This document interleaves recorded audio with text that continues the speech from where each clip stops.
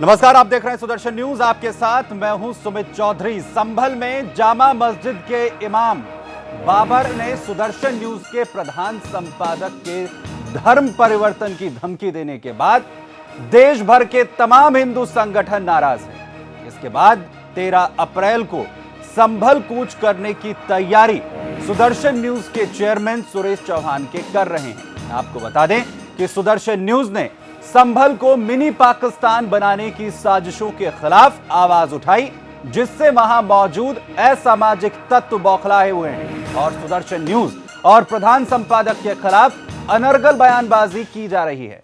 तमाम धमकियों के बावजूद प्रधान संपादक सुरेश चौहान के ने संभल चलो का आह्वान किया है और जामा मस्जिद के बाबर की धमकियों को बेनकाब करने की भी बात कही है।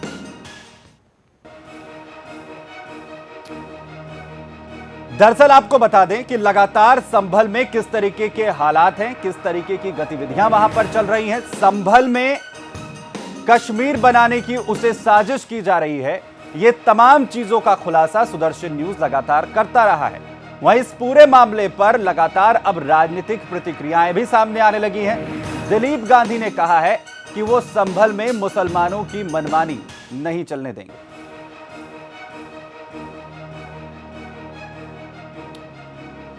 बता दें आपको किस तरीके से संभल में जो हालात बिगड़ रहे हैं, उन तमाम चीजों को लेकर प्रशासन भी सख्त नजर आ रहा है। दरअसल लगातार जिस तरीके की गतिविधियां वहां पर चल रही हैं, सुदर्शन न्यूज ने आवाज बुलंद की और इसके बाद वहां से धमकियां मिलनी भी शुरू हो गई। आपको बता दें कि दरअसल सुदर्शन न्यूज की तरफ से उन तमाम अराजकवादी लोगों की पोल पट्टी खोलना जब से शुरू किया है, तब से वहां लगातार धमकियां सुदर्शन न्यूज के चेयरमैन को दी जा रही हैं। आपको बताएं कि इससे पहले भोले भाले लोगों की बहला फुसलाकर धर्मांतरण कराने के मामले में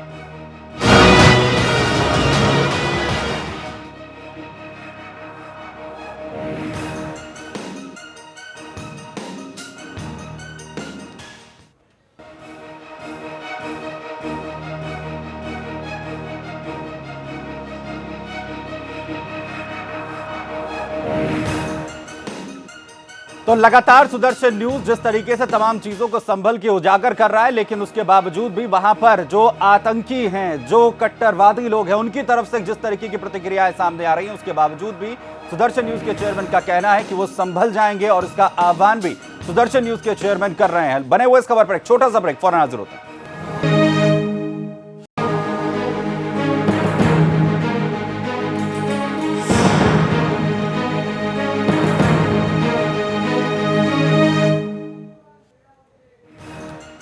ब्रेक के बाद स्वागत है। बात करते हैं महराजगंज की, जहां से एक चौंकाने वाली खबर सामने आई है। खबर है कि पहले भोले भाले लोगों को बहला फुसलाकर धर्मांतरण कराना, फिर इस बात का प्रोपेगेंडा करना कि हिंदू संगठनों ने प्रार्थना में रुकावट खड़ी की। जी हां, भारत में चर्च में बैठे कुछ ईसाई परोधा धर्म परिवर्तन का यही तरीका अपना रहे हैं। उनका खेल चलता रहता है। उनके अंदाज को चुराते हैं कुछ बुद्धिजीवी और वामपंथी विचारधारा, जिन्हें हिंदू और हिंदुत्व के नाम से चिढ़ है। हम बात कर रहे हैं यूपी के महराजगंज की उस खबर की जिसकी चर्चा इस वक्त सुर्खियों में है, लेकिन उसका सिर्फ एक पहलू पेश किया जा रहा है। उसे मीडिया सामने जरूर रख रहा है, लेकिन सिर्फ एक पहलू के साथ। बता दें कि अमेरिका और यूक्रेन से टूरिस्ट वीजा पर आए पर्यटकों ने एक चर्च में प्रार्थना सभा का आयोजन किया। हिंदू युवा वाहिनी को इस पूरे आयोजन के गड़बड़झाले की एक जानकारी मिली और हिंदू युवा वाहिनी ने पुलिस के सामने आपत्ति दर्ज कराई। पुलिस ने कार्रवाई करते हुए प्रार्थना पर रोक लगा दी। हिंदू युवा वाहिनी का आरोप था कि ईसाई मिशनरियों की तरफ से बड़े पैमाने पर अनपढ़ और गरीब लोगों को गुमराह किया गया और उन्हें धर्म परिवर्तन के लिए प्रेरित किया गया। विदेशी एक हफ्ते से वीजा पर चर्च में ठहरे थे, लेकिन किसी को इसकी खबर नहीं थी। अगर इस आरोप में सच्चाई है तो फिर बवाल क्यों मचा हुआ है? चर्च में मारपीट हुई यह कहा जा रहा है, लेकिन सच यह है कि मारपीट हुई ही नहीं। आइए आपको ग्राफिक्स के जरिए यह पूरा प्रकरण समझाते हैं कि वास्तव में आखिर हुआ क्या है। दरअसल हिंदू युवा वाहिनी की तरफ से शिकायत दर्ज कराई गई थी। मामला महराजगंज के कोठीभार क्षेत्र के बाजीपरा गांव का है। शुक्रवार को विदेशी पर्यटकों ने दिल्ली के देवराज गौड़ा नाम के शख्स के साथ चर्च में प्रार्थना सभा शुरू की थी। इस दौरान आसपास के क्षेत्र के तकरीबन 150 लोग भी इस सभा में मौजूद थे। वहीं बता दें कि हिंदू युवा वाहिनी ने इसे धर्मांतरण का मामला बताकर प्रार्थना करने पर आपत्ति जताई। इसे लेकर शिकायत भी दर्ज करवाई गई। मामला बढ़ने के बाद उन्होंने इसकी सूचना पुलिस को भी दी। पुलिस के पास इस पूरे मामले की शिकायत पहुंचाई गई और उसके बाद आरोप यहां पर हिंदू युवा वाहिनी पर लगा कि इनकी तरफ से मारपीट की गई है। चर्च में लोगों को पीटा गया है, जिसमें विदेशी पर्यटक भी शामिल थे। इस पूरे मामले में एसपी का कहना है कि कार्रवाई पूरे मामले को लेकर की जा रही है। क्या कुछ एसपी ने कहा है, आइए आपको वो सुनवाते हैं। ये जब सूचना आई थी तो हिंदू युवा वाहिनी वालों ने हम लोगों को सूचना दिया था, तो हम लोगों ने फोर्स भेजा था वहाँ पर। थानाध्यक्ष हमारे गए थे और हमने इंस्पेक्टर एलआईयू को भी भेजा था। तो वहाँ जाके जब देखा गया तो वो धर्म परिवर्तन वाली बात तो कुछ नहीं पाई गई थी। वहाँ प्रार्थना हो रही थी जिसमें 9 लोग जो है विदेशी थे और स्थानीय लोग भी थे। उनमें स्थानीय लोगों से भी बातचीत की गई तो उन्होंने ये बताया कि हम लोग सब प्रार्थना करने आते हैं जिससे कि हमको कुछ इस तरीके का मानसिक शांति मिलती है, लेकिन धर्म परिवर्तन जैसी बात कोई नहीं पाई गई थी। तो उनके वीज़ा और पासपोर्ट चेक किए गए थे जो विदेशी थे, जिनमें 6 नागरिक जो है यूएसए के थे, अमेरिका के नागरिक थे और 3 उसमें यूक्रेन के थे। तो उनके वीज़ा और पासपोर्ट विधिवत पाए गए थे और टूरिस्ट वीज़ा पे आए हुए थे। तो उसको चेक करने के बाद में उनको हिदायत के साथ में छोड़ दिया गया था कि इस तरीके की कोई भी एक्टिविटी यहाँ ना करें। और जो स्थानीय आयोजक थे उनसे भी उनको हम नोटिस दे रहे हैं कि उन्होंने सूचना क्यों नहीं दी हमको।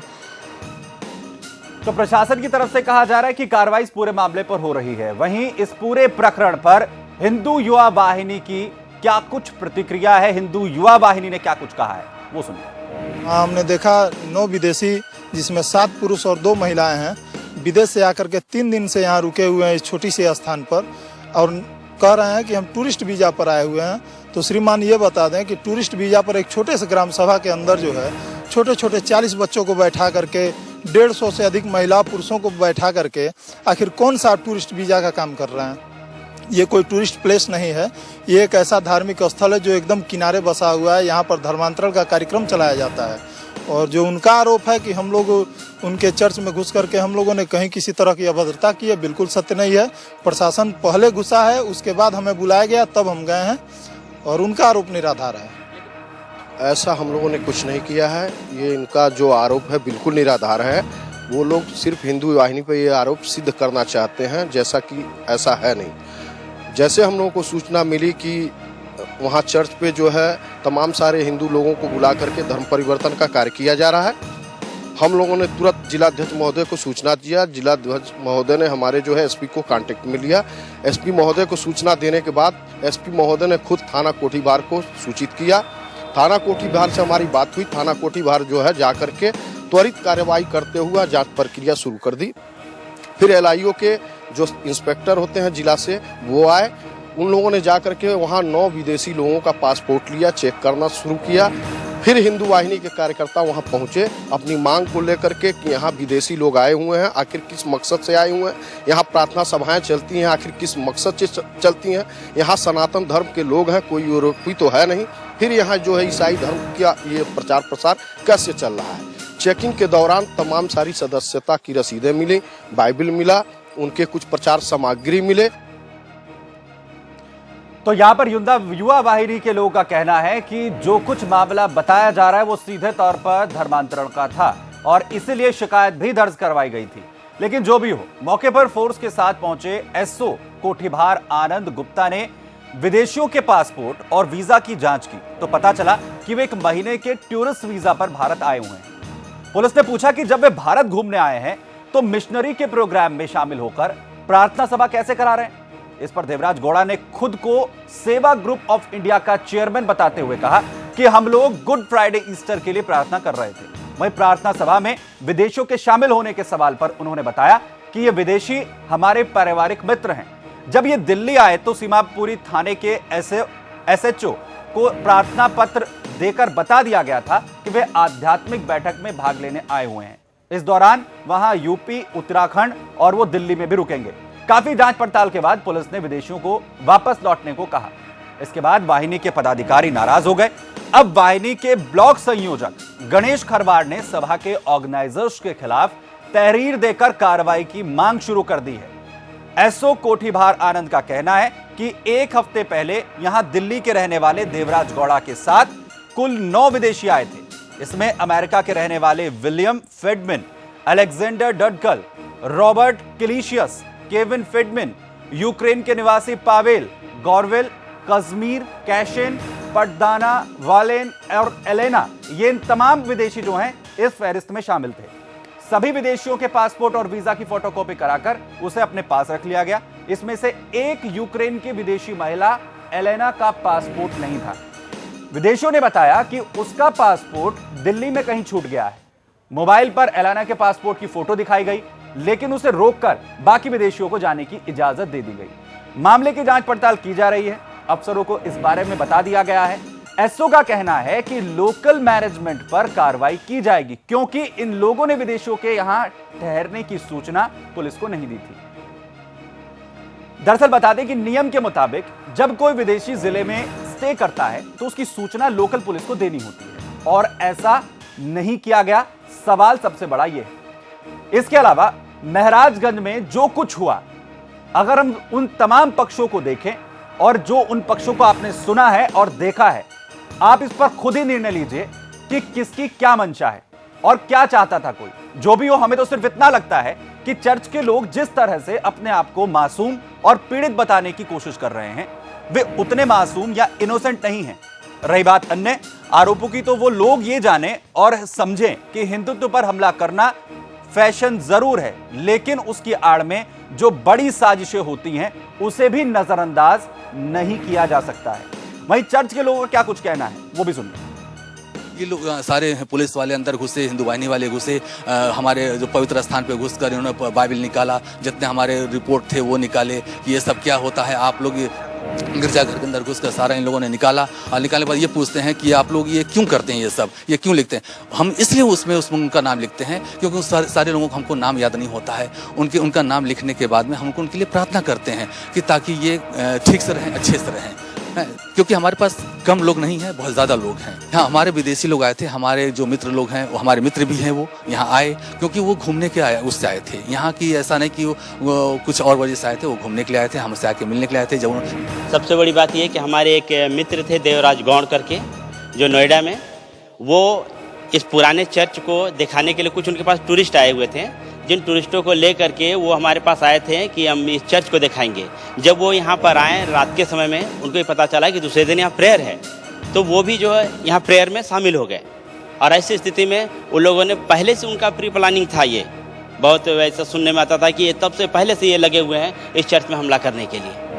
यहाँ पर लगभग 200 के आसपास लोग थे, और उसके बाद से ये विदेशी लोग थे, वो 9 लोग थे। वो यूक्रेन से थे, यूएस से, यूक्रेन से थे यहाँ पर। वो तो टूरिस्ट ग्रुप में आए थे, उनसे हमारा कोई वो नहीं था, लेकिन ये चर्च में सिर्फ वो प्रार्थना के लिए चले आए थे, देखने, क्योंकि पुराना चर्च है इसलिए इसको देखने यहाँ प्रार्थना के लिए आए थे, और कोई उससे विशेष वो नहीं था उनसे। तो आपने सुना जो चर्च के लोग हैं वो क्या कह रहे हैं, और जिस तरीके से विदेशी पर्यटक यहां पर आए और ठहरे, इसकी जानकारी प्रशासन के पास नहीं थी। यह भी सीधे तौर पर सवाल है, और जिसे उठाया भी गया, जिसे पूछा गया कि आखिर प्रशासन की उसकी जानकारी क्यों नहीं दी गई, और वो तमाम लोग यहां पर क्या कर रहे थे, और अगर पुलिस के पास इस पूरे मामले की शिकायत दी गई थी, उसके बावजूद भी कार्रवाई क्यों नहीं की गई। और सबसे बड़ा सवाल दरअसल जो लगातार इस पूरे मामले में उठ रहा है वो ये कि लगातार चर्च मिशनरियों की तरफ से इस तरीके के मामले सामने आते रहे हैं, जिन्हें अंजाम दिया गया है, और उन्हें नजरअंदाज करना भी उचित नहीं है। अगर चर्च में बिठाकर समस्याओं को सुलझाने का प्रलोभन देकर धर्म परिवर्तन के लिए प्रेरणा की जाती है, तो इसकी आलोचना की जानी चाहिए और होनी चाहिए। कानून का सहारा लेकर उसे रोकने का प्रयास भी नहीं होना चाहिए। विजय शंकर हमारे साथ यहां पर जुड़ रहे हैं, वीएचपी प्रवक्ता है। विजय शंकर साहब, स्वागत आपका सुदर्शन न्यूज में। दरअसल हम इस पूरे मामले को समझने की जिस तरीके से कोशिश कर रहे हैं, दरअसल सवाल ये उठाया जा रहा है कि धर्म परिवर्तन का मामला नहीं था, प्रार्थना हो रही थी, लेकिन सवाल कई हैं जो इसकी परतों के साथ साथ निकलकर सामने आ रहे हैं, जिसमें एक ये सवाल कि आखिर प्रशासन के पास जानकारी क्यों नहीं थी कि वहां पर चर्च के अंदर वो जो विदेशी पर्यटक हैं वो ठहरे हुए हैं। एक विदेशी पर्यटक का जो पासपोर्ट है वो तक नहीं मिलता है और टूरिस्ट वीजा पर ये तमाम पर्यटक आए हुए थे। एक पहलू क्या दिखाया जा रहा है अब तक और इसका दूसरा पहलू क्या है? देखो, ऐसा है कि ये तो ब्रिटिश राज से जी चर्च की आड़ में, अस्पताल की आड़ में, विद्यालय की आड़ में, सेवा के नाम से, और जो हमारे वनवासी क्षेत्र हैं जहाँ अति निर्धन लोग बसते हैं, उनको सहायता के नाम पर ये जो कुकृत्य है धर्मांतरण का, ये वर्षों से चला आ रहा है और एक बार नहीं कई बार उजागर हो चुका है। आप एंटायर पूरा देखिए, वनवासी क्षेत्र जिसको आदिवासी लोग कहते हैं, वहाँ पर कितने धड़ल्ले से धर्मांतरण होता है। पूर्वोत्तर क्षेत्र देखिए, पूरा पूर्वोत्तर क्षेत्र इन्होंने वहाँ की सारा भौगोलिक स्थिति बदल करके रखी है। तो ये अनेकों प्रकार के छद्म नाम रख करके एक आपने सुना होगा स्टूडेंट इस प्रकार से इन्होंने नाम रखा है कि हिंदू नाम रहेगा, नाम नहीं बदलेगा, लेकिन धर्मांतरण हो जाएगा। तो जी बहुत बहुत शुक्रिया हमारे साथ जुड़ने के लिए विजय शंकर तिवारी साहब। तो वीएचपी के प्रवक्ता विजय शंकर तिवारी को आप यहां पर सुन रहे थे, जिनका कहना है कि इस तरीके के जो क्रियाकलाप हैं या जो धर्मांतरण के जो मामले हैं वो किए जाते रहे हैं और जो चर्च मशीनरी है वो लगातार इस तरीके के मामलों को अंजाम देते रहे हैं। यानी अब तक जो तमाम मीडिया चैनल्स हैं वो सिर्फ इस खबर का एक ही पहलू यहां पर दिखा रहे हैं और दूसरा पहलू हमने यहां पर आपके सामने रखने की कोशिश की है। फिलहाल इतना ही, लेकिन जाने से पहले नजर इस वक्त की 25 बड़ी खबरों पर। योगी ने 2019 की रणनीति और प्रदेश अध्यक्ष को लेकर अमित शाह और राजनाथ सिंह से किया मंथन। सीएम योगी प्रदेशवासियों को एक और बड़ी सौगात, बस स्टैंड पर मिलेगी वाईफाई सुविधा, 70,000 लोगों को मिलेगा रोजगार।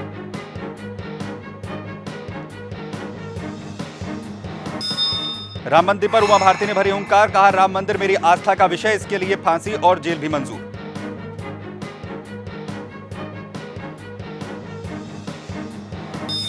तीन तलाक के विरोध में सामने आई उपराष्ट्रपति की पत्नी सलमा अंसारी, तीन तलाक को बताया गलत, कहा कुरान में ऐसा कुछ नहीं लिखा।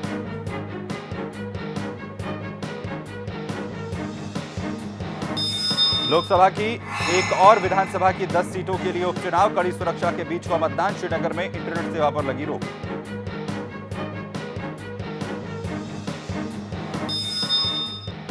रेलवे की सुरक्षा व्यवस्था पर उठे सवाल, दिल्ली पटना राजधानी एक्सप्रेस में यात्रियों लाखों की लूटपाट, 3 कोच अटेंडेंट हिरासत में, 1 इंस्पेक्टर 4 सिपाही सस्पेंड। वाराणसी के इतिहास की सबसे बड़ी डकैती, 6 आदमी 5 मिनट में हथियारों के दम पर लूट ले गए 10 करोड़ के जेवरात। इस बार झुलसाएगी गर्मी, अप्रैल में ही 44 डिग्री पर पहुंचा पारा।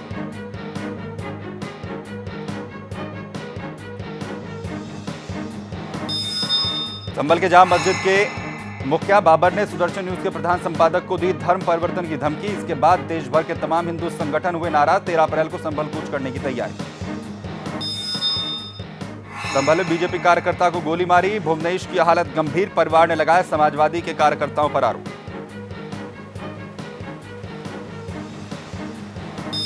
यूपी सिकंदराऊ के गांव जलाल में गेहूं की कटी पड़ी 100 बीघा फसल में लगी आग, फसल पूरी तरह जलकर राख।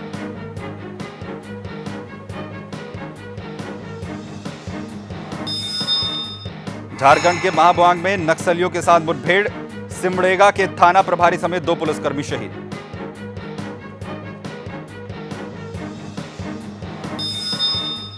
यूपी हापुड़ में तेंदुए ने दी दस्तक, से ग्रामीणों में दहशत का माहौल, कुछ ग्रामीणों ने घरों में ताले लगा दिए। पीलीभीत में भालू की दहशत के चलते डर के साए में जी रहे लोग, 4 लोगों पर कर चुका है हमला, गन्ने के खेत की रखवाली कर रहे किसान को बनाया शिकार।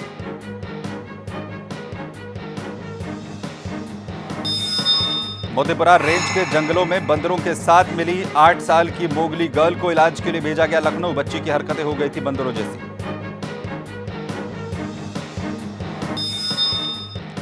संयुक्त कार्रवाई में भारत, चीन और पाकिस्तान नौसैनिकों ने अदन की खाड़ी में डकैतों से अपहृत व्यापारिक पोत को बचाया, जानकारी खुद भारतीय नौसैनिकों ने दी। उत्तर कोरिया के लगातार परमाणु परीक्षण करने से खफा अमेरिका ने उसके खिलाफ कड़ी कार्रवाई करने का मन बनाया। उत्तर कोरिया को सबक सिखाने अमेरिका ने भेजा अपना युद्धपोत कार्ल विल्सन। सीरिया के इदलिब में हवाई हमले में 5 बच्चों सहित 18 नागरिकों की मौत। बताया जा रहा है कि हमला रूसी लड़ाकू विमानों ने किया।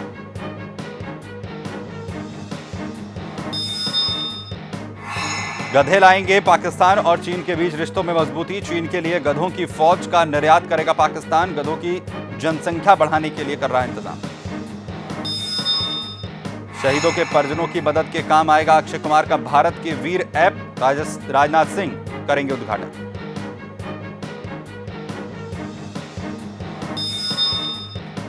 अर्जुन रामपाल ने कैमरामैन से की मारपीट। दिल्ली के होटल में सिर पर मारा कैमरा। दिल्ली पुलिस से की युवक को जख्मी करने की शिकायत। बॉलीवुड के मशहूर दिग्गज कलाकार विनोद खन्ना को कैंसर होने की तस्वीर वायरल होने के बाद अस्पताल ने साधी चुप्पी। अस्पताल प्रबंधन ने कहा सेहत में सुधार, चिंता करने की कोई आवश्यकता नहीं। सड़क पर बाइक सवार ले रहे थे सेल्फी। कार में बैठे सचिन ने लगाई डांट। सचिन ने कहा हेलमेट डालो भाई।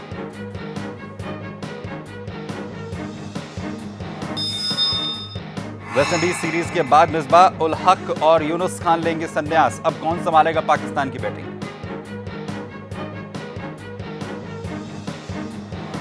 डेविस कप में जीत से भारत ने विश्व ग्रुप प्ले ऑफ में बनाई जगह। सितंबर में होने वाले खेल के लिए क्वालिफाई किया।